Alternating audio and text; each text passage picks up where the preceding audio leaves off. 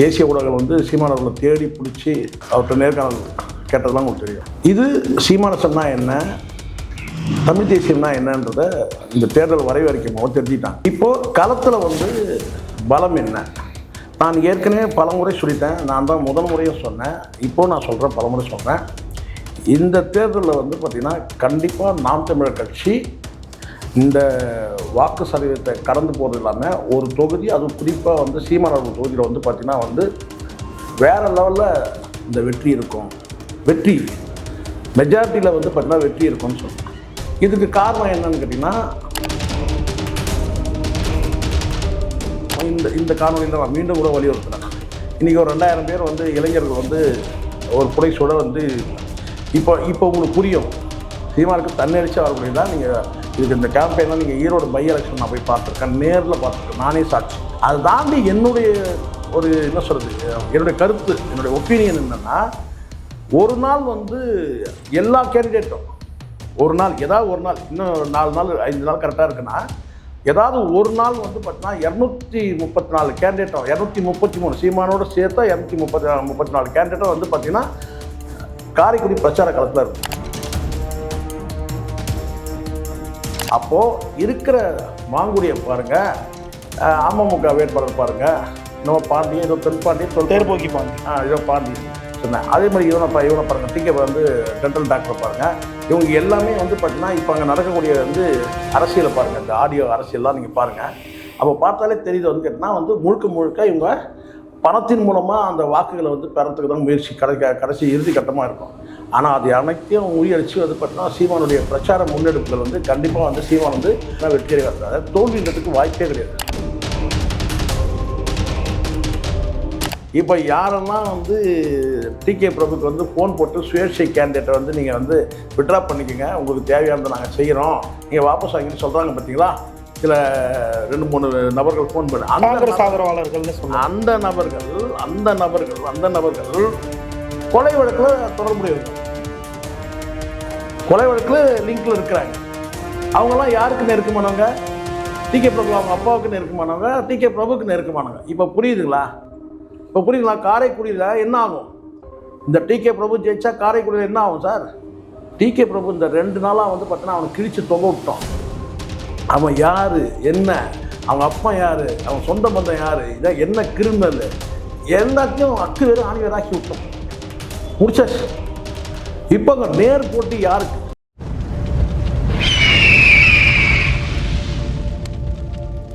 அரசியல் கருத நேயர்களுக்கு வணக்கம். இன்று நம்மோடு இணையம் சிறப்பு விருந்தினர் மூத்த பத்திரிகையாளர் சேகோரா ஜெய்சங்கர் அவர். வணக்கம் சார். வணக்கம் சார். சார், தேர்தல் நெருங்கிட்டே வருது. இந்த தருவாயில் நேற்றைய தினம் சென்னையில் நாம் தமிழர் கட்சி பொதுக்கூட்டம் வந்து நடத்தியிருந்தாங்க. பெரிய வரவேற்பு வந்து பெற்றிருந்ததை வந்து பார்க்கும்போது, இதை வந்து கடைசி 4 நாட்கள் மட்டும் காரைக்குடியிலே முழு வீச்சாக சீமான் அவர்கள் பிரச்சாரம் பண்ண போகிறதா அறிவிச்சிருக்காரு. இதற்கு அடிஷனாக இன்னொரு விஷயம் என்னென்னா, கிட்டத்தட்ட 2000 இளைஞர்கள் வந்து சீமானுக்கு ஆதரவாக காரைக்குடியில் மக்களை போய் சந்திக்க இருக்காங்க. தெருவாக வீடு வீடாக போக போகிறோம் அப்படின்ற ஒரு விஷயத்தை வந்து சொல்லியிருக்காங்க. ஸோ காரைக்குடியில் சீமானை எப்படியாச்சும் வெல்ல வைக்க வேண்டும் அப்படின்ற ஒரு நிலைப்பாட்டோடு அவங்க களமிறங்கியிருக்காங்க. எந்த அளவுக்கு சீமான் அவர்களுக்கு சாதகமாக அமையும் நினைக்கிறீங்க? முதல்ல இந்த நாம் தமிழர் கட்சியோட அந்த தேர்தல் வரைவறிக்கை வந்து சீமானிசம்னா என்ன, தமிழ் தேசியம்னா என்னன்றதுக்கு ஒரு அடையாளமாக இருந்தது தான் இந்த வரைவறிக்கை. யாருமே எதிர்பார்க்காத அளவுக்கு, இன்னும் சொல்லப்போனால் வந்து முன் எப்போதும் இல்லாத அளவுக்கு வந்து தேசிய ஊடகங்கள்லாம் வந்து அதை வந்து உற்று நோக்கி கவனித்து படித்து அது சம்மந்தமாக வந்து பார்த்தீங்கன்னா வந்து எக்ஸ்ப்ளனேஷன் விளக்கங்கள்லாம் வந்து கேட்டதெல்லாம் உங்களுக்கு தெரியும். தேசிய ஊடகங்கள் வந்து சீமானவர்களை தேடி பிடிச்சி அவர்கிட்ட நேர்காணல் கேட்டதெல்லாம் உங்களுக்கு தெரியும். இது சீமானசம்னா என்ன, தமிழ் தேசியம்னா என்னன்றத இந்த தேர்தல் வரைவறிக்கை மூலம் தெரிஞ்சுட்டாங்க. இப்போது களத்தில் வந்து பலம் என்ன, நான் ஏற்கனவே பலமுறை சொல்லிட்டேன், நான் தான் முதல் முறையும் சொன்னேன், இப்போது நான் சொல்கிறேன், பலமுறை சொல்கிறேன். இந்த தேர்தலில் வந்து பார்த்திங்கன்னா கண்டிப்பாக நாம் தமிழர் கட்சி இந்த வாக்கு சதவீதத்தை கடந்து போகிறது இல்லாமல் ஒரு தொகுதி, அதுவும் குறிப்பாக வந்து சீமானவர்கள் தொகுதியில் வந்து பார்த்திங்கன்னா வந்து வேறு லெவலில் இந்த வெற்றி இருக்கும். வெற்றி மெஜாரிட்டியில் வந்து பார்த்திங்கன்னா வெற்றி இருக்கும்னு சொல்கிறேன்.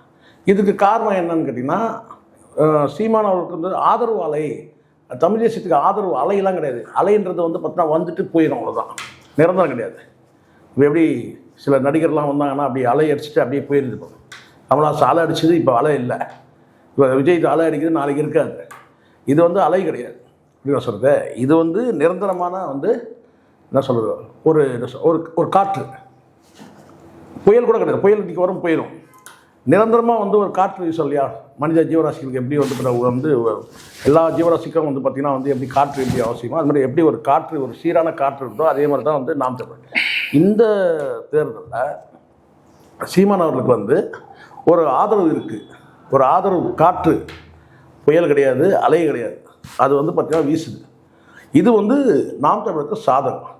எதனால் இது எப்படி இந்த ஆதரவு காற்று அப்படின்னு சொன்னால், மற்ற நபர்கள், நான் சொல்கிறது மற்ற நபர், அந்த மற்ற கூட்டணியாக இருக்கட்டும் இல்லை தனித்து போட்டிடுறாங்க இல்லையா, அந்த நபர்களை வைத்து பார்க்கும்போது இன்றைக்கி அங்கே வந்து காரைக்குடியில் பெஸ்ட்டு கேண்டிடேட் யார், பெஸ்ட்டு பார்ட்டி யார், பெஸ்ட்டு கட்சி யார், சிறந்த கட்சி யார், சிறந்த வேட்பாளர் யாருன்னா அல்டிமேட்டாக இருக்கிறது வந்து சீமான் தான்.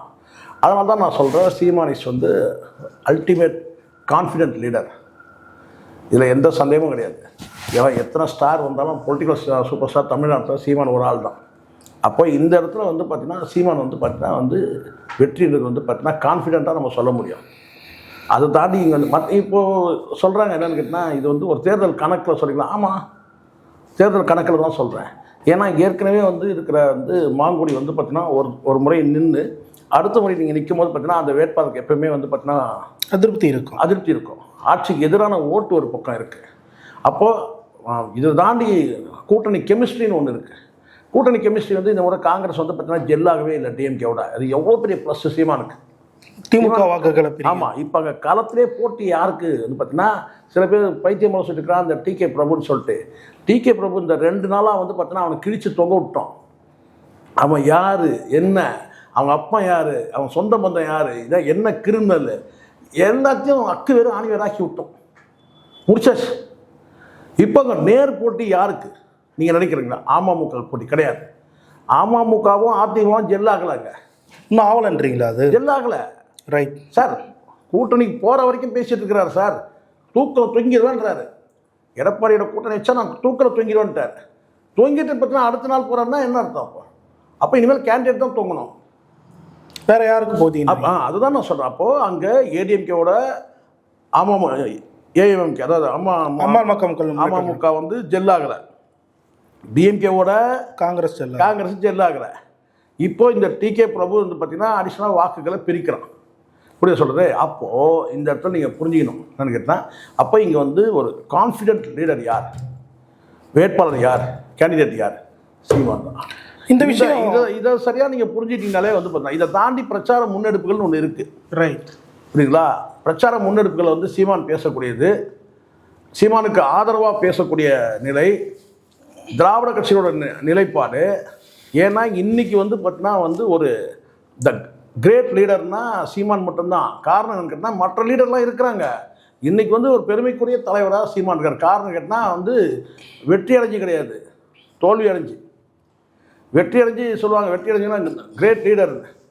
தோல்வியின் மூலமாகவே வந்து பார்த்தீங்கன்னா இன்றைக்கி வந்து பார்த்தீங்கன்னா ஒரு சிறந்த தலைவராக இருக்கிறாரு, பெருமைக்குரிய தலைவராக இருக்கிறார், கிரேட் லீடராக இருக்கிறாருன்னா அது சீமான் தான். வந்து வெற்றியால் கிடைக்கல, தோல்வியால் கிடைச்சிது. அதை தாண்டி நான் கேட்டால் தனித்து நிற்கிறது மூலமாக இந்த பெருமை கிடைச்சிருக்கு. அப்போது இருக்கிற மாங்குடியை பாருங்கள், அமமுக வேட்பாளர் பாருங்கள், இன்னும் பாண்டி, ஏதோ தென்பாண்டி, தேர்போக்கி பாண்டி, ஏதோ பாண்டி சொன்னேன். அதே மாதிரி இவனை பாருங்கள், டிகே வந்து டென்டல் டாக்டர் பாருங்கள். இவங்க எல்லாமே வந்து பார்த்தீங்கன்னா இப்போ அங்கே நடக்கக்கூடிய வந்து அரசியலை பாருங்கள், இந்த ஆடியோ அரசியல்லாம் நீங்கள் பாருங்கள். அப்போ பார்த்தாலே தெரியுது வந்து கேட்டால் வந்து முழுக்க இவங்க பணத்தின் மூலமாக அந்த வாக்குகளை வந்து பெறத்துக்கு தான் முயற்சி கடைசி இறுதி கட்டமாக இருக்கும். ஆனால் அது அனைத்தையும் முறியடிச்சு வந்து பார்த்தீங்கன்னா சீமானுடைய பிரச்சார முன்னெடுப்புகள் வந்து கண்டிப்பாக வந்து சீமான் வந்து குறைந்த வாக்குகள் பெற்றாவது வந்து பார்த்தீங்கன்னா வெற்றி அடைவார். தோல்வின்றதுக்கு வாய்ப்பே கிடையாது. குறிப்பாக அதை ஊர்ஜிதப்படுத்த விதமாக இந்த இளைஞர்கள் அந்த அவங்களோட அந்த பேரணியும் அவங்களோட அந்த வாக்கு சேகரிப்பும் பயன்படும். இன்றைக்கி நான் மீண்டும் இந்த காணொலியில் நான் மீண்டும் கூட வலியுறுத்துறேன். இன்றைக்கி ஒரு 2000 பேர் வந்து இளைஞர்கள் வந்து ஒரு புடைசூட வந்து இப்போ உங்களுக்கு புரியும். விஜய் வந்து பார்த்திங்கன்னா வந்து விஜய்க்கு முன்னெடுக்கக்கூடியங்க தொடர்ச்சியாக வந்து பார்த்திங்கன்னா ஒரு 2000 பேர் வந்து எல்லா இடத்துலையும் வந்து பார்த்திங்கன்னா வந்து போய் அசம்பிள் ஆயிடுறான். இந்த கூட்டத்தை அப்படி தான் காட்டுறான். தூத்துக்குடியை வந்து போனாலும் வந்து சேர்ந்துடுறான். என்ன ஒரு 1000 பேர் வந்து அந்த வேனை சுற்றி இருக்கிற மாதிரி திரட்டிடுறாங்க. அந்த 1000 பேர் சொன்னான். இப்போ இது வந்து அந்த 1000 பேருக்கும் வந்து பார்த்திங்கன்னா அதுவும் தூத்துக்குடியில் குறிப்பிட்டு 300 ரூபா ஒரு ஆளுக்கு கொடுத்தே கூட்டு வந்திருக்காங்க. 25 பஸ்ஸில் கூட்டு வந்திருக்காங்க. இந்த வாட்ஸ்அப் சேட்டில் வெளியாக எல்லாமே வந்திருக்கு, ஆதாரம் இருக்குது, எல்லாமே யாரும் இல்லைன்னு மறுக்கலாம் முடியாது. இந்த இடத்துல வந்து சீமானுக்கு அந்த நிலைமை கிடையாது. சீமானுக்கு தன்னடிச்சு வரக்கூடியதான். நீங்கள் இதுக்கு இந்த கேம்பெயினில் நீங்கள் ஈரோடு பை எலெக்ஷன் நான் போய் பார்த்துருக்கேன், நேரில் பார்த்துருக்கேன், நானே சாட்சி.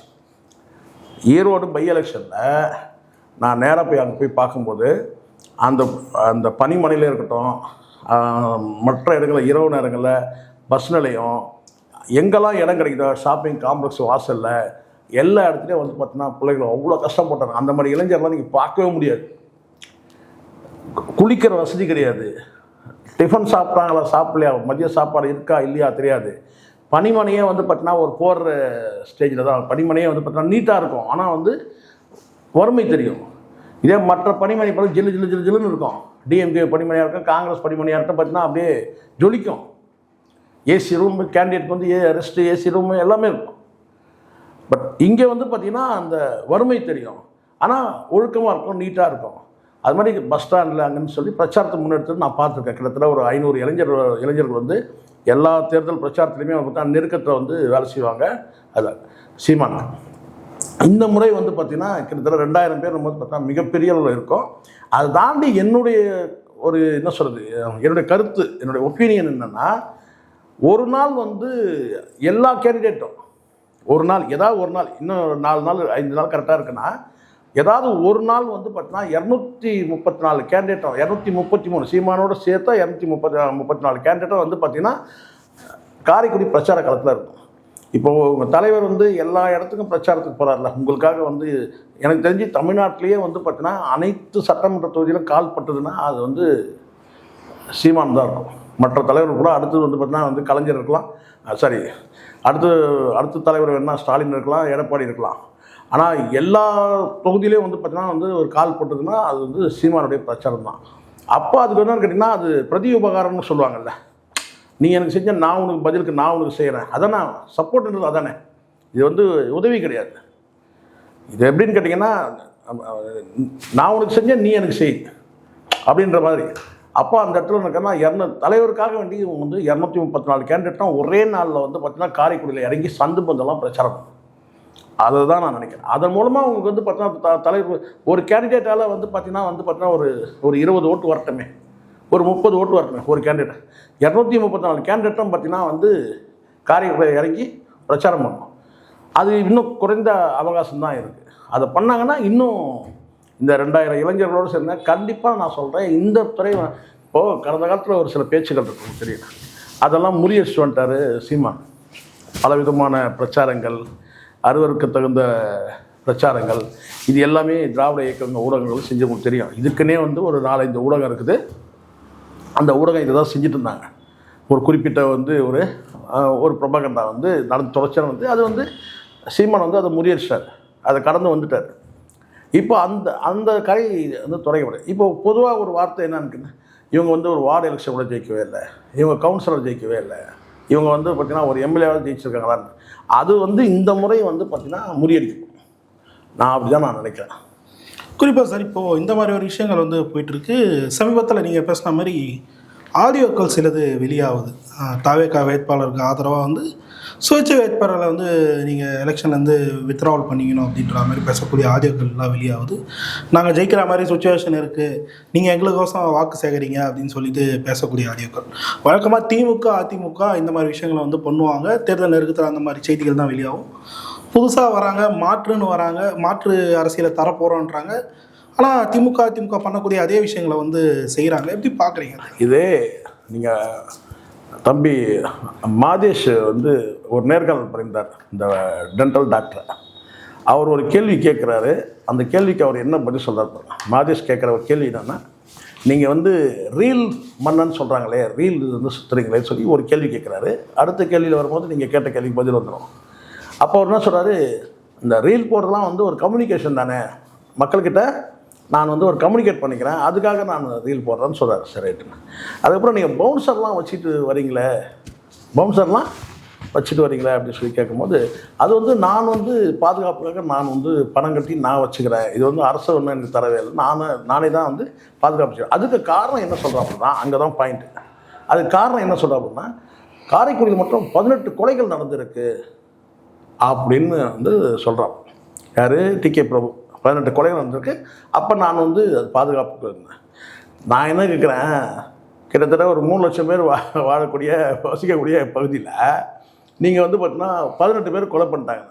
அப்போது 18 பேர் கொலை பண்ணதுக்காக பாதுகாப்போடு இருக்கணும்னு சொன்னால், அப்போ வந்து எல்லோரும் தானே அங்கே இருக்கிற வந்து பார்த்தீங்கன்னா வந்து பாதுகாப்போடு இருக்கணும், பவுன்சர் வச்சுக்கணும்.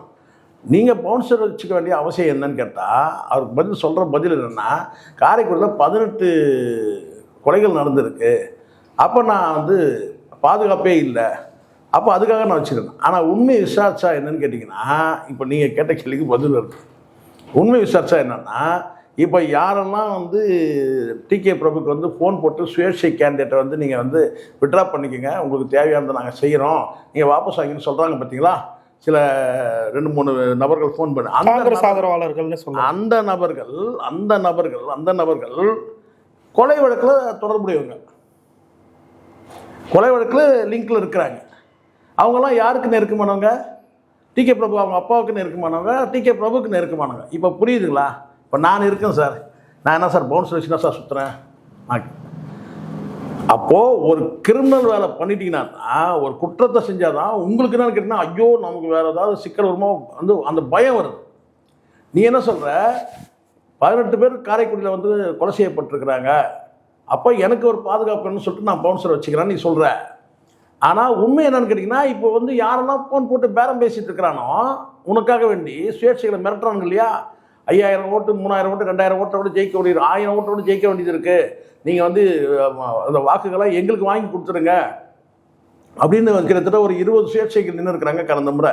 எல்லாம் 1000 ஓட்டு 2000 ஓட்டு 500 ஓட்டு வாங்கியிருக்கிறாங்க. அப்போது நீங்கள் வந்து விட்ரா பண்ணிக்கோங்க, நீங்கள் வந்து பிரபுக்கு வேலை செய்யுங்க அப்படின்னு சொல்லும்போது, அப்போது அந்த நபர்கள் யார் பேசுகிறாங்களோ அந்த நபர்கள் வந்து பேசின உடனே அவங்க தரப்பில் பயப்படுறாங்க. யார் பயப்படுறாங்க? டிகே பிரபுக்கு வேணால் டிகே பிரபு டைரெக்டாக பேசலாம், இல்லை வந்து அவங்க அப்பா பேசலாம். ஆனால் பேசக்கூடிய நபர்கள் வந்து பேசின உடனே அவங்க சுயேட்சை வேட்பாளர்கள் பயப்படுறாங்க. அப்போ என்னடான்னு கேட்டால், இவங்கெல்லாம் கிரிமினல் பின்னணி உள்ளவங்க. இப்போ புரியுதுங்களா? அப்போது 18 கொலைகள்னு சொன்ன இல்லையா நீ, அந்த 18 கொலைகள் செய்ததில் வந்து பார்த்தீங்கன்னா யார் வந்து, அதுவும் குறிப்பிட்ட சில பேர் வந்து பேரே சொல்ல முடியும், அவங்கெல்லாம் வந்து பார்த்தீங்கன்னா இறந்ததுக்கு காரணமே வந்து பார்த்தீங்கன்னா இந்த நபர்கள் யார் போய் பேரம் பேசினானோ பிரபுக்காக அந்த நபர்கள். இப்போ புரியுங்களா? காரைக்குடியில் என்ன ஆகும், இந்த டிகே பிரபு ஜெயிச்சா காரைக்குடியில் என்ன ஆகும் சார்? கொலைகள் நிறைய நடக்கும். ஏன்னா அவங்களுக்கு அதிகாரம் அரசு ஆட்சியில் காங்கிரஸில் இருந்திருக்கிறாங்க ஒரு காலத்து. இப்போ காங்கிரஸ் வந்து டிவிக்கே வந்தாச்சு. காங்கிரஸில் வந்து இருக்கும்பொழுது இந்த மாதிரி கொலைகள் வந்து நிறைய நடந்திருக்கு. அதில் வந்து பார்த்தீங்கன்னா இந்த நபர்கள்லாம் சம்மந்தப்பட்டிருக்கிறான், யாரெல்லாம் வந்து பேரம் பேசுகிறானோ அவெல்லாம். அப்போ நீ என்ன சொல்கிற கேட்டீங்கன்னா வந்து 18 கொலைகள் நடந்திருக்கு, நான் பாதுகாப்புக்காக நான் வந்து பவுன்சர் வச்சுக்கிறேன். இது நீங்களே வந்து கொலைக்கும் காரணமாகிடுறீங்க, நீங்களே உங்களுக்கு பாதுகாப்பு பவுன்சர் வைக்கிறீங்க. அது யார் பிரச்சனை? அது அங்கே இருக்கிற சாதாரண மக்கள் 3 லட்சம் பேர் இருக்கிறான், எல்லாரும் பவுன்சர் வச்சு சுற்றிட்டு இருக்கிறான். இப்போ புரியுதுங்களா? ஆக மொத்தம் ஒரு ரவுடி பைய அப்படின்னு கன்ஃபார்ம் ஆகுதா? ரெண்டாவது, முகத்தில் தெளிவு ஏதாவது இருக்கா? முகத்தில் வந்து அந்த முக கலர் ஒன்று இருக்குல்ல, முகத்தில் ஒரு தெளிவு இருக்கா? நீ பேசும்போதே வந்து பார்த்தா உன் கண்ணே வந்து காட்டி கொடுக்குது நீயும் ஒரு கிரிமினல் சொல்லிட்டு. இதான உண்மை. நீங்கள் ஒரு நேர்மையான பதில் வேணும். ஒரு கேள்வி கேட்கப்படுறது நேர்மையாக கேட்டால் அந்த நேர்மைக்கு பதில் வேணுமா இல்லையா? நீ நேர்மையாக பதில் சொல்லிய, நீ சொல்லக்கூடிய பதிலே தெரியுத நீயும் ஒரு கிரிமினல் சொல்லிட்டு. அப்புறம் அப்போ அங்கே வந்து இருக்கிற அந்த மாங்குடி இன்னொரு வேடிக்கை இருக்குது சரண், அதுதான் அங்கே சூப்பரான ஹைலைட். என்னன்னு கேட்டிங்கன்னா, கார்த்தி சிதம்பரம் சொல்லும் போது பார்த்தீங்கன்னா அவர் அவங்க அப்பா சட்டையை அணிஞ்சிருக்கிறாரு. அப்போனா என்ன பொருள்? காங்கிரஸ் அப்பா சட்டையை அணிஞ்சிருக்கிறாரு கார்த்தினா என்னன்னா, சிதம்பரம் சட்டையை வந்து கார்த்தி சிதம்பரம் வந்து அணிஞ்சிருக்கிறாருன்னா அவர் வந்து அவங்க அப்பாவால் உருவாக்கப்பட்டவர். உங்கள் தலைவர் யாரால் உருவாக்கப்பட்டவர் சொல்லுங்கள்? உங்கள் தலைவரும் வந்து பார்த்தீங்கன்னா அவங்க அப்பாவால் உருவாக்கப்பட்டவர் தான். அப்பாவால் உருவாக்கப்படுறது தப்பா சார்? இப்போ நான் கேட்குறவங்க கேட்டால், உங்கள் அப்பாவால் தானே நீங்கள் வந்து பார்த்தீங்கன்னா உங்கள் அப்பாவுக்கு வேண்டப்பட்டவங்க தான் இப்போது இங்கே பேரம் பேசக்கூடிய நபர்கள் சாதி பேரை அடைமொழியாக வச்சுக்கிட்டு நம்ம அவ்வளோ இன்டெப்த்தாக போகணும்னு அவசியம் இல்லை. ஆனால் சாதி பேரை அடைமொழியாக வச்சுக்கிட்டு அவங்க வந்து பேரம் பேசுகிறத நம்ம பார்க்குறோம். அப்போது கார்த்தி சிதம்பரம் வந்து பார்த்தீங்கன்னா சிதம்பரம் சட்டையை யூஸ் பண்ணாங்கன்னா நீயும் தான் உங்கள் அப்பா சட்டையை யூஸ் பண்ணுற, ஏன் உங்கள் தலைவனே வந்து பார்த்தீங்கன்னா எஸ்எஸ்சி சட்டையை வந்து போட்டவன் தானே இல்லையா? ஸோ அதனால் நல்லா தெரியுது ஒரு டுபாக்கூர் வேட்பாளர் தான் அந்த டிகே பிரபு எனக்கு தெரிஞ்ச வரைக்கும்.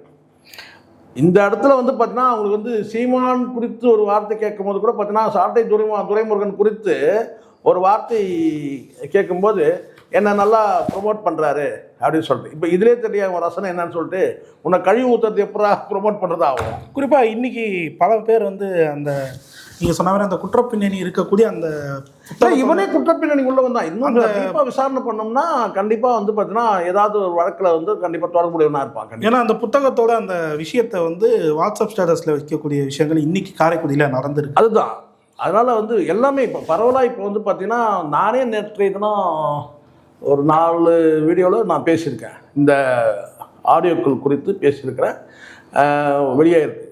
இன்னும் சில ஆடியோக்கள் நிறைய இன்னும் தேதி நெருங்க வந்துடும் போல இருக்குது. ஒரு இடத்துல வந்து பார்த்தீங்கன்னா பிஜேபிக்காக போய் நம்ம பிஜேபி எதிர்த்து நம்ம போய் வந்து ஓட்டு கேட்க வேணாம்னு சொல்லிட்டு தலைமைக்கிட்டேருந்தே சொல்கிறாங்கன்னு சொல்லிட்டு ஒரு ஆடியோ வந்துருக்கிறத நம்ம பார்க்குறோம். அதாவது பிஜேபியை பகச்சிக்க வேண்டாம் அப்படின்னு சொல்லி சொல்கிறோன்னா அப்போ இவங்களுக்கு என்ன இருக்குது? அப்போ இந்த இடத்துல வந்து பார்த்தீங்கன்னா தெளிவான அரசியலே பண்ணாது தான் இருக்கிறாங்க. இந்த லட்சத்தை இவங்க எங்கே வந்து பார்த்தீங்கன்னா இவங்க வந்து எம்எல்ஏ ஜெயிச்சிருவானுங்க இருந்தேன். 2 தொகுதி ஜெயிச்சா பெரிய விஷயம். நான் 2 தொகுதினா விஜய் சொல்ல, மொத்தத்திலே 2 தொகுதி ஜெயிச்சா பெரிய விஷயம். இவனுங்க இன்னும் பெருசாக வந்து அவனுக்கு விஜய்க்கே தெரியும் நம்ம பெருசாக நம்ம வந்து இங்கே வந்து தாக்கத்தை ஏற்படுத்தலை. இப்போ வந்து ஏன்னா எவ்வளோ இப்போ முதலமைச்சர்ன்ற அந்த கனவெல்லாம் தகர்ந்து போச்சு. யாருக்கு? விஜய்க்கு. முதலமைச்சர் கனவெல்லாம் தகர்ந்துடுச்சு.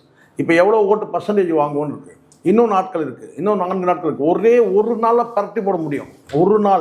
ஒரு நாளில் அப்படியே தோசை திருப்பி போடலாம் முடியும். அதெல்லாம் நடந்திருக்கு கடந்த காலத்தில். அந்த அனுபவம் அரசியல் அனுபவங்களுக்கு தெரியும். 24 மணி நேரத்தில் ஒட்டுமொத்தமாக அப்படியே வந்து திரும்பிடும். ஸோ அதனால் பொறுத்து நம்ம பார்ப்போம். அண்ணன் சீரு, நொன்ன சீரு, அப்புறம் வந்து தாய்க்கு தங்கம், தாலிக்கு தங்கம் எல்லாம் வந்து திமுக அரசு அதிமுக அரசு ஏற்கனவே செய்யறதான். இங்கே இலவசன்றது வந்து பார்த்திங்கன்னா நமக்கு நல்லா தெரியும். முழுக்க அது வந்து ஒரு கௌரவமான பிச்சைன்னு தான் சொல்லணும். இலவசம் என்பது ஒரு கௌரவமான பிச்சை.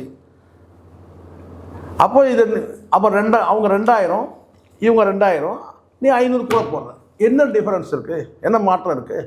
அது மொத்தம் கடைசி வரைக்கும் நீங்கள் பிச்சைக்காரனை தான் வச்சுருக்க போகிறீங்க மக்களை. அப்படிதானே? இலவசன்றது வந்து நல்லா புரிஞ்சுக்கணும். நம்ம கொச்சப்படுறதுக்கு தயாராக இல்லை. இலவசன்றது ஒரு லிமிட்டோடு இருக்கிற வரைக்கும் தான் அதுக்கு ஒரு மரியாதை. எதுவுமே லிமிட்டாக இருக்கணும். திடீர்னு ஒரு வெள்ளம் வந்துடுச்சுங்க, ஒரே வந்து கட்டுப்பாடெல்லாம் போச்சுங்க, வீட்டில் சமைக்க முடியல, தண்ணி உள்ளே வந்துச்சுங்க, அதெல்லாம் அன்றைக்கி ஒரு 1000 ரூபா கொடுத்தாங்கன்னா அது கரெக்ட். நிவாரணம் சார், அது பேர் நிவாரணம், இலவசம் கிடையாது. நிவாரணம் என்பது வேறு. இப்போ எல்லாம் குழப்பினாங்க. இலவசம் வேறு, நிவாரணன்றது எல்லாத்தையும் மிக்ஸ் பண்ணிட்டாங்க. இப்போ நிவாரணத்து ஒரு ரிலீஃப் அவங்களுக்கு. இன்றைக்கி டேட்டுக்கு வந்து பார்த்தீங்கன்னா அவங்க கையில் வந்து வருமானம் இல்லைங்க, டியூட்டிக்கு போக முடியல, மழையாயிடுச்சு, வெள்ளமாயிடுச்சு, ஒரு 1000 ரூபா கொடுத்தீங்கன்னா அது பரவாயில்ல. இப்போ என்ன வச்சுருக்கேன்னா அந்த 500 ரூபாய்க்கு ஆரம்பித்த கதை இப்போ இலவசம் கொடுத்தா தான் வந்து அரசு நல்ல அரசுன்ற மாதிரி அப்படி கொண்டு வந்துட்டாங்க. நீங்கள் 2000ன்னா அவங்க 2000, இவங்க 2000னா இவங்க 2500. எல்லாமே அமௌண்ட்டு. இதுக்கு 8 லட்சம் வீடு கட்டி கொடுத்துருவாங்க. சரிடா, இதுக்கெல்லாம் பணம் எங்கேருந்து வரும்?